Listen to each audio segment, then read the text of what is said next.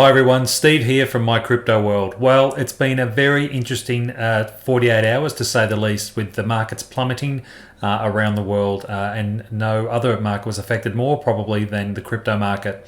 Let's have a look at what's caused this, where we think the market might be headed, and see if we can make sense of what's happening right after this.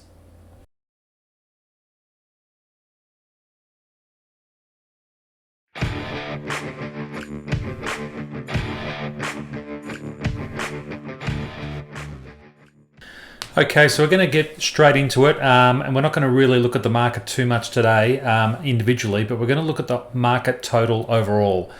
Now, for those that have been following my channel, I hate repeating myself, but again, we're going to go back to the chart that we've been using for the last 2 years, because this chart has it on it, the cycles that have unfolded in the past. And as I've explained to everyone on my previous videos, that the cycle currently that we have at the moment has a 31-day cycle, which is broken up into 3 cycles of 10 days each.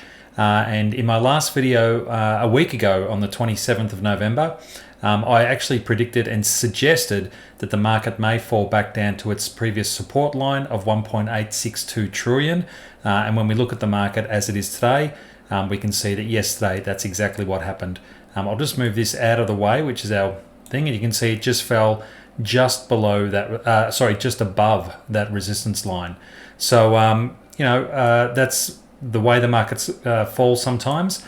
I know there's been a lot of panic in the market. People are wondering if they've gotten in too late or what on earth is causing it. We'll have a look at some of the news, but I think really what I want to instill with you today is that you've just got to be patient. I'm not even bothered by the fact that we've had such a dramatic downward move. I'm actually feel quite confident and happy that the market actually fell to the resistance line that I suggested, and to me that shows incredibly good support for this for the market from now on. And sometimes markets just have to be exhausted of money before they rally back up again, and I think that's what we're seeing in this particular case. Now, we've spoken about the short-term cycle, which is the 31-day cycle. There are also other cycles that happen on top of that as well. So there are minute cycles, there are intra-minute cycles. The ones that I feel more comfortable looking at are always going to be the daily cycles, which is why I go for a 31-day cycle. But there are also 26-week cycles, so half-yearly cycles that happen, as well as all of these other cycles that are on a daily basis that are happening. Now, when 2 cycles match, so when you've got the end of a 26-week cycle and possibly the end of a 31-day cycle, when they actually coincide, so you'll have lots of different 31-day cycles and you'll have this big overarching 26-week cycle. When that happens, often it's time in the market that hurts you the most, because you're not timing the market. And what happens then is the market can dip quite dramatically before it rebounds. Now, the reason I'm not worried about this is, and for those that have seen my channel for the last 2 years, this is the normal cycle of things. This is exactly how things work. Before the recent bull run in 2017, we're just going to scroll back again just to show you how the markets looked back then and how bad things were at that time, not knowing what the future held. But if we have a look at our screen in front of us, let's just have a look at the total market cap back. Where are we here? In February 2020. So not that long ago, coming up to 2 years ago.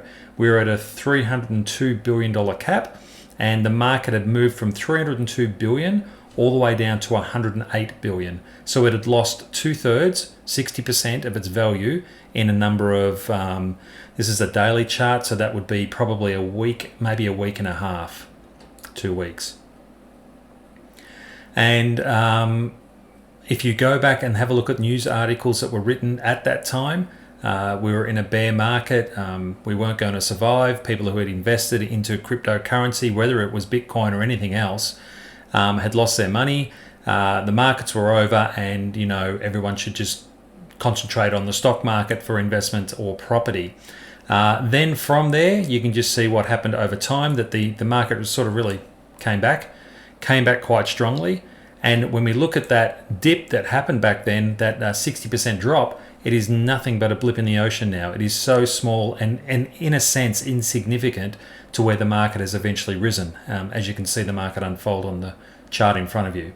So these dips are a normal cycle of what happens in the market. There are a lot of people at this point in time who will be taking profits. you got to not buy into the news, the doom and gloom that's written in a lot of the news articles. A lot of them will tell you that people have lost billions of dollars. The truth is the market may have lost its market cap, but it doesn't necessarily mean that people who owned it lost billions of dollars. If you're hanging on to it, then you're going to be fine. There are people who made lots of money through this downward cycle because they focus on shorting the market rather than going long in the market. And there are lots of people who, while they might have lost a little bit of money, don't tell you that they bought it 4 or 5 years ago and they've actually made a bucket of money. It's just their time to get out.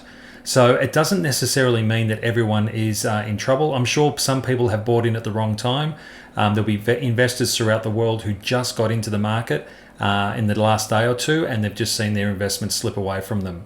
That is unfortunate, but it's part of the market cycle and how things work. The trick is not to become emotional about it, and I've said this several times on my videos.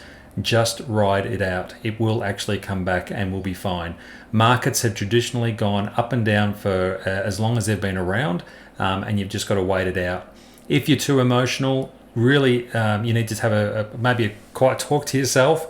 I'm not saying you shouldn't have a need or you're in the wrong spot if you're emotional about it. But you do need to have a level-headed and mature conversation with yourself about what you're trying to get out of it. If you're somebody who's a day trader, you are going to get chopped in and out of this market like there's no tomorrow. So I would really suggest if you're going to do day trading, even weekly trading, you seriously look at this as maybe not an option for you, and you consider a more longer-term view. Now, in saying all of that, let's go and have a look at what actually happened in the marketplace. I'm just going to replay also part of my video of what I said last week, so that those who haven't seen that video yet may see, I'm just going to move myself, what I said about the market dropping to the resistance line. In the last video, we really wanted to make sure that there are 3 parts to the cycle: 10 days, followed by the 20-day, and then the 30-day where the cycle ends. We want to make sure that for this cycle, we want to see some bullish movements between the first day of the cycle and day 20, where after day 20, it's okay if the cycle drops away a little bit and comes down to breathe before it heads back up.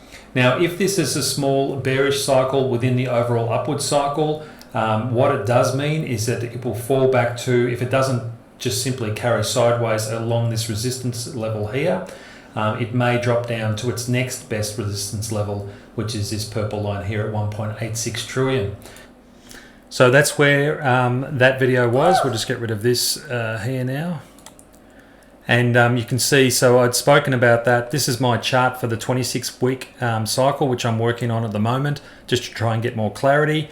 It's a bit all over the shop. I haven't quite finished it, but we'll get there. So you can see that a week ago I was not proclaiming that it would happen, but if it did happen, it would be okay, and to expect that happening actually. The fact that this market has fallen back to its resistance level, which is a very strong resistance level, any previous resistance level is generally a very good place for the markets to tumble to. But the good thing is at this point in time, we haven't seen it close below it. If this market had dropped past the purple line and had closed below that on a daily basis, I would be a little bit more concerned that the market may be dropping down to 1.13 trillion. That hasn't happened. The market sort of hit that line or just bounced up just before it and has come back up nicely now at 2.2 trillion. Okay, so if we go and have a look at some articles that are online at the moment, we can just see that on Friday, 950 million, so just under $1 billion worth of Bitcoin options were going to expire. So for those that don't understand that market, it's really where you have either got a put or a call option and you're hedging your bets either way, depending on what your view is. But there were a lot of people that wanted the market to drop because they were going to make a lot of money out of it. And that's normal with every financial market. It's not cryptocurrency related. You can short and put, call and put pretty much any market in the world these days. So that's what happened there, and you can see here at first sight the 460 million call buy option were evenly matched with the 485 million put, or not quite evenly matched, a $25 million difference there. But what's 25 million between friends instruments, but the 0.96 call to put ratio is deceptive, which is true because the 17% price drop from the $69,000 high will likely wipe out most of the bullish bets. And that's exactly what happened there.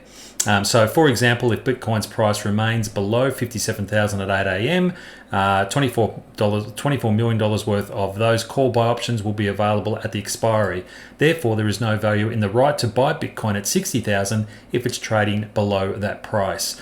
So essentially what that's saying is that's, I'm not going to paraphrase myself, that's silly, but pretty much what it's talking to there is just the call and the put options that are out in the marketplace at any one time.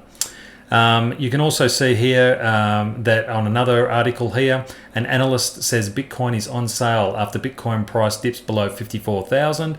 And I've said this in previous posts as well. If you've got extra cash and you're not overly nervous about the market, you know what, today and yesterday and the next week is going to be really good buying opportunities for those that want a dollar cost average in and get some stuff that's on sale. It doesn't have to be Bitcoin. It can be anything in the metaverse, can be anything in securities, can be, just about anything. But that's really important for those who have got some extra cash to sort of get rid of and invest. So, that's that article there. On a positive news, Bitcoin surpasses PayPal in transaction volume, and it could overtake MasterCard in 5 years. So that's interesting news regarding Bitcoin itself, regardless if it drops. Now remember, news articles are there to inform us, but they don't necessarily always give us the response we would expect from the market. For most people, they would think that if they saw a story like this, you would expect the market to shoot up, the Bitcoin would rise because it's a good news story. But again, it's just a story. Who knows if it's true? It might be. I suggest that it is. Most of the stuff on the daily hodl is true, but it may not mean much to many people. So therefore, you don't get the reaction you think you would. And then when a news article comes out that maybe sometimes is doom and gloom, you see that particular stock or coin goes through the roof. So sometimes you can't get it right. You just can't judge it. You've just got to see what the market does and how it reacts. Some other news here. We've got I spoke last time about NFT, so I just want to work on the metaverse at the moment. As you can see here, this story went viral this time last week, I think it was. Adidas goes full metaverse with Coinbase partnership and the Sandbox Real Estate. So Adidas are now investing into Sandbox in a big way. I can't remember off the top of my head how much money they spent on Sandbox, but it was significant, and they're looking to have a space in Sandbox for those that are interested. There might be another article here that states how much they invested. Where are we?